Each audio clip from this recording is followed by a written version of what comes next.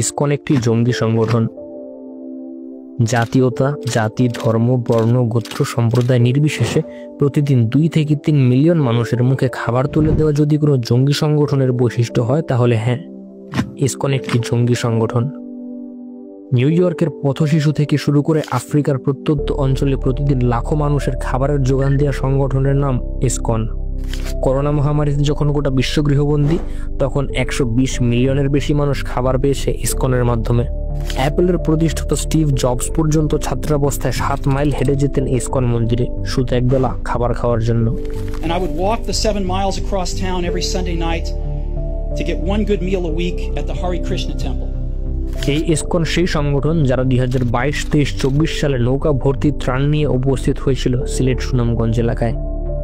এই ইসকন সেই সংগঠন যারা 1971 সালে যুদ্ধ চলাকালীন সময়ে বাংলাদেশের জন্য ডোনেশন কালেক্ট করেছিল বিশ্বব্যাপী। প্রায় 130টি স্কুল পরিচালনা করে ইসকন, যেখানে পড়তে হলে আপনার ধর্মীয় পরিচয় হিন্দু হওয়া লাগে না। ইসকন পরিচালিত 400 শয্যা বিশিষ্ট ভক্তি বেদান্ত হাসপাতাল সেবা গ্রহণের ক্ষেত্রেও কেউ আপনাকে ধর্ম জিজ্ঞাসা করবে না। এইসবের বাইরেও যদি আমরা তাকাই, তাহলে দেখতে পাই ইসকন ধর্মপ্রাণ মুসলমানদের মাঝে ইফতার বিতরণ করে, গাজাবাসীদের জন্য প্রার্থনায় অংশগ্রহণ করে। এসব কি মেনে নেওয়ার মতো? এদেরকে অনতিবিলম্বে নিষিদ্ধ করতে হবে।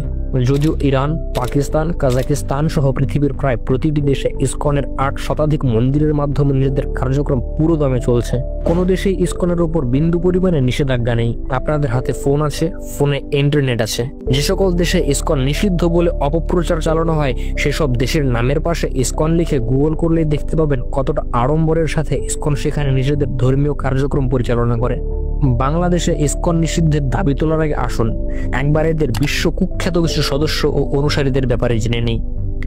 মার্কিন গোয়েন্দা বিভাগের প্রধান তুলসি গ্যাবার্ড, ইতিহাসের অন্যতম জনপ্রিয় গায়ক জর্জ হ্যারিসন, বিশ্ববিখ্যাত বিলাসবহুল গাড়ি নির্মাতা কোম্পানি ফোর্ডের বর্তমান মালিক অ্যালফ্রেড ফোর্ড, বেদান্ত রিসোর্সেসের founder Anil Agarwal, south film ইন্ডাস্ট্রির সুপারস্টার রজনীকান্ত, জনপ্রিয় অভিনেত্রী হেমা মালিনী, শিল্পা শেট্টি, ইসকনের অন্যতম দাতা সদস্য গৌতম আদানি। এই জঙ্গির ফ্যাক্টরি থেকেই বাংলাদেশে বিদ্যুৎ আসে। যত দ্রুত সম্ভব শাহবাগ গিয়ে বয়কটের ডাক দিন। এছাড়াও মুকেশ আম্বানি ও তার পুরো পরিবার যুক্ত ইসকনের সাথে। আমেরিকান সাহিত্যিক অ্যালেন জিন্সবার্গ, যুক্তরাজ্যের প্রাক্তন প্রেসিডেন্ট ডেভিড ক্যামেরন, বিশ্বের শীর্ষ ধনী ব্যক্তি ইলন মাস্কের বাবা ইরল মাস্ক সহ অসংখ্য ব্যক্তিবর্গ। ইসকন কোনো রাজনৈতিক সংগঠন নয়, ভারত কিংবা রয়ের এজেন্ট নয়। ইসকন একটি আন্তর্জাতিকভাবে স্বীকৃত ধর্মীয় সংগঠন যারা কাজ করে মানবতার জন্য।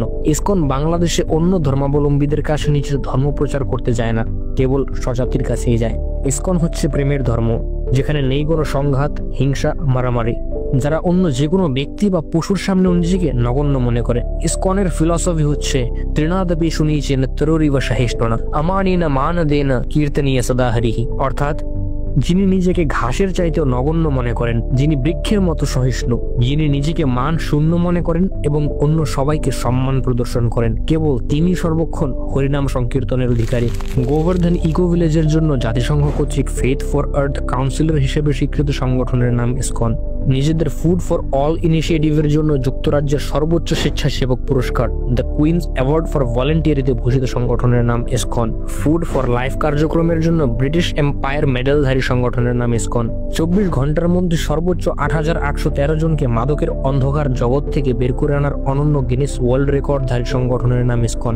পৃথিবীতে ইসকনই একমাত্র জঙ্গি সংগঠন যারা স্কুল, হাসপাতাল, মোবাইল ক্লিনিক, রিহ্যাবিলিটেশন সেন্টার চালায়। এরকম আরো কতগুলো জঙ্গি সংগঠন থাকলে হয়তো পৃথিবীটা আরেকটু সুন্দর হতো। ইসকনের বিরুদ্ধে যত অভিযোগ সামাজিক যোগাযোগ মাধ্যমে দেখতে পান, তা শুধুই অভিযোগ।